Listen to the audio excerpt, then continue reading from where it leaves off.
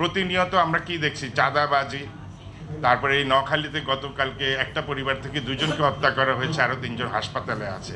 Totally চাঁদাবাজি। তো আপনাদের কর্মসংস্থান যদি না হয় এইগুলাকে ঠেকানো সম্ভব হবে না। তো কর্মসংস্থানকে প্রায়োরিটি দিতে হবে। এই বাজেটে যে পরিমাণ বা পরিধি, এটা হচ্ছে প্রায় 9.5 লক্ষ কোটি টাকা। এটা কিন্তু ভয় পাওয়ার কিছু নেই, এটা আমি মনে করি ভালো। আর দেশ বড় হচ্ছে, ইকোনমি সাইজ বড় হচ্ছে, উন্নয়ন হচ্ছে, তার মধ্যে পাশাপাশি লুটিংও হচ্ছে। যেমন আজকে এত বড় বাজেট দেখতে পাচ্ছেন, এত শিল্পায়ন দেখতে পাচ্ছেন, এটার কিন্তু বীজ বুনেছে বরাবরই বিএনপি সরকার।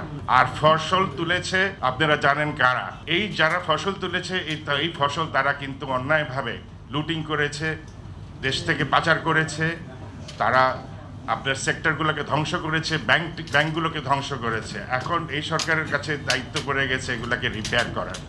একদিকে রিপেয়ার প্রসেস, টাকা ডিভ্যালুয়েশন, বাড়তি টাকা দিয়ে সমন্বয় করতে হচ্ছে বিদেশি লোন, আর একদিকে আমাদের অর্থায়ন হচ্ছে না যতটুকু দরকার।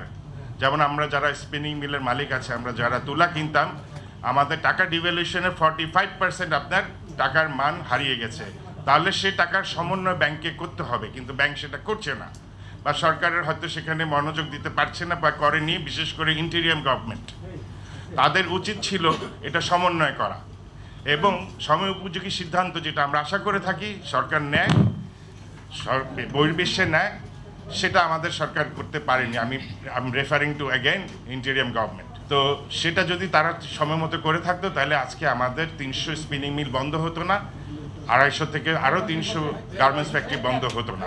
খুব অল্প টাকার বিনিময়ে আমাদেরকে উজ্জীবিত রাখা যেত। এবং বর্তমানে যে কম্পিটিটিভনেস আসছে বা আমরা এখন প্রতিযোগিতামূলক ফাইট করছি, আমাদের সবই ঠিক আছে, ব্যবসার দমও আছে, কিন্তু আমরা সহযোগিতা পাইনি। আমরা সময় মতো এলসি করতে পারিনি, কাঁচা মাসে এলসি করতে পারিনি। এখন প্রতিনিয়ত আমরা কি দেখছি চাঁদাবাজি। তারপরে এই নোয়াখালীতে গতকালকে একটা পরিবার থেকে দুজনকে হত্যা করা হয়েছে, আরো 3জন হাসপাতালে আছে। টোটালি চাঁদাবাজি। তো আপনাদের কর্মসংস্থান যদি না হয় এইগুলাকে ঠেকানো সম্ভব হবে না। তো কর্মসংস্থানকে প্রায়োরিটি দিতে হবে এবং যে ইন্ডাস্ট্রি আজ থেকে 20 বছর আগে আমরা করেছি, সেই ইন্ডাস্ট্রি টোটালি অ্যামোটাইজ করতে পেরেছি সময় মতো, সেখানে অর্থায়ন করতে ভয় কিসের? এখন তো আপনার অ্যাসেট বেসড অনেক বেড়ে গেছে আমাদের। তো আমাদেরকে ক্যাপিটাল মেশিনারি ইম্পোর্ট করার জন্য সাপোর্ট দিবেন। ইন্ডিয়াতে যে পলিসি আছে এটাকে বলে টাফ টেকনোলজিক্যাল আপগ্রেড ফান্ড, 1% তারা দেয় মিল মালিকদেরকে, যাতে নতুন মেশিন কিনতে পারেন। সেদিকে একটু লক্ষ্য রাখবেন স্যার।